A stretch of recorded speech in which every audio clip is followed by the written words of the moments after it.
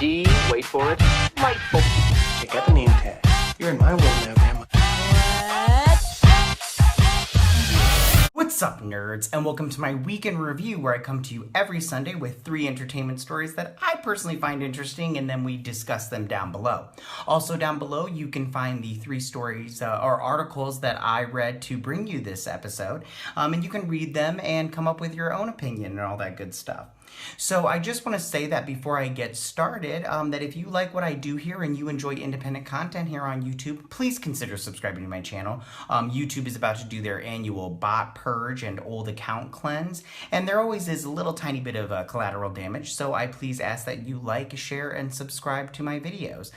So why don't we just go ahead and get started on these 3 stories. And I have like a theme this week. It's all about sequels. So for my first story, Napoleon Dynamite star Jon Heder and writer-director Jared Hess are always playing with the idea of a 15-year-later sequel reuniting the cast of the 2004 cult comedy. Heder revealed during a virtual reunion with co-stars Efren Ramirez and Dedrick Bader. The original movie followed deluded daydreamer Napoleon and his efforts to elect transfer student Pedro Sanchez as class president over popular girl Summer Whitley, culminating in a dance routine performed by Jamiroquai's Canned Heat. Napoleon Dynamite 2 could follow Napoleon into a raw and edgy future, catching up with his shy classmate Deb, Napoleon's braggadocious brother Kip, and the get-rich-quick scheme Uncle Rico. Sharing an improvised pitch, Ramirez imagined a future where Pedro, now the owner of a bakery, is married to Summer and the father of 5 children. Kip has become a cage fighter while Uncle Rico embarks on his latest business venture, and Rex Kwon Do, martial arts instructor Rex, tackles troubles with wife Starla.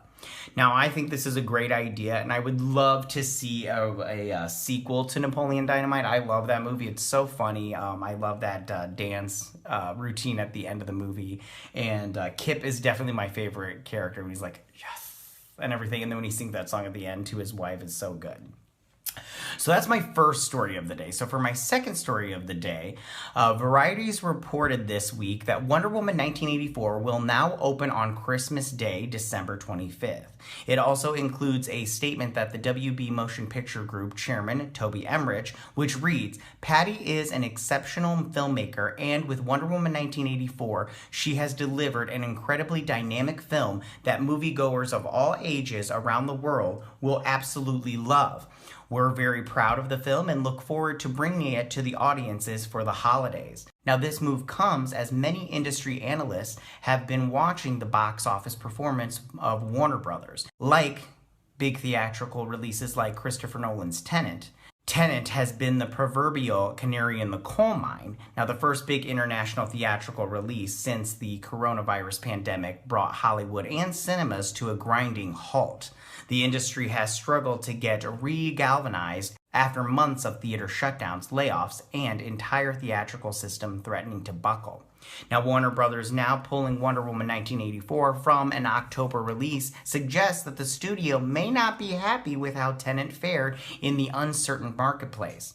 The decision to move Wonder Woman 1984 to Christmas may be good, hedging the bets. It's far enough removed from the predicted next big wave of flu/COVID-19 infections expected in early October, yet arriving at the time when the holiday season and year's end may have people much more motivated to get back to some kind of normalcy with their leisure time. Now, I have to say, this is probably the best choice for Warner Brothers with Wonder Woman 1984, but at the same time, I mean, this movie, it's been a year.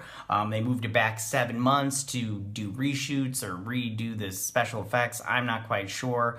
Then they had to push it back again because of coronavirus, and now it's moving again. And it just, personally for me, I just go, maybe you guys should just release it on HBO Max. You know, that'll probably get you a buttload of subscribers, all that stuff. It'll be very curious to see what they do, but I do feel bad for this movie because it didn't deserve it. You know what I'm saying?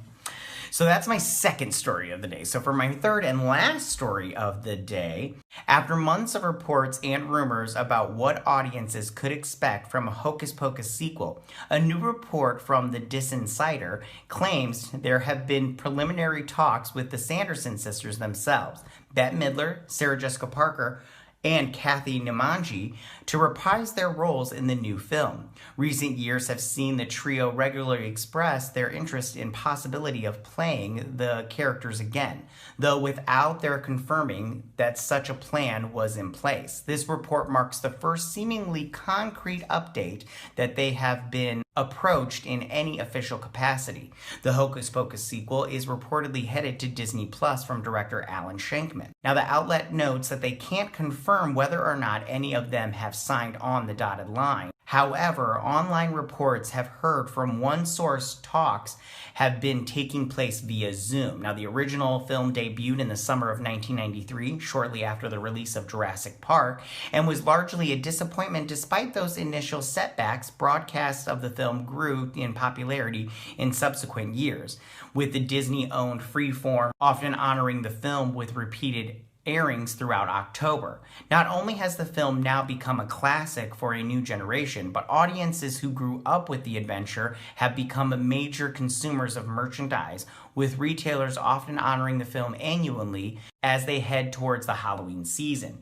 Enlisting the Sanderson sisters will surely delight fans, with original writer Mick Garris recently noting that the entire film's success is thanks to their performances. And I have to say, with a Hocus Pocus sequel, A, I want a Hocus Pocus sequel because I love that movie, and B, you can't have a sequel without the Sanderson sisters. I'm sorry, you just can't. I say bring back the whole cast, but I don't know if that's feasible or not. But at least you have to have those three ladies. You have to.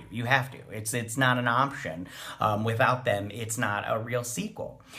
So tell me, what do you guys think about these three stories? How would you feel about a Napoleon Dynamite 2 and everything? Would you like to see 15 years later and what happened to those characters?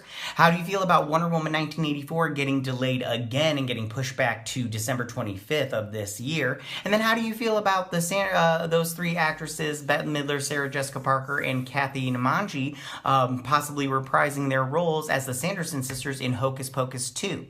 I'm quite excited about that one. Go ahead and leave all your comments in that section down below. If you like this video, go and hit that like button. You know I won't mind. If you're new to my channel, please hit that subscribe button. I would greatly appreciate it. I will see you guys next Sunday on my weekend review. You guys have a good week.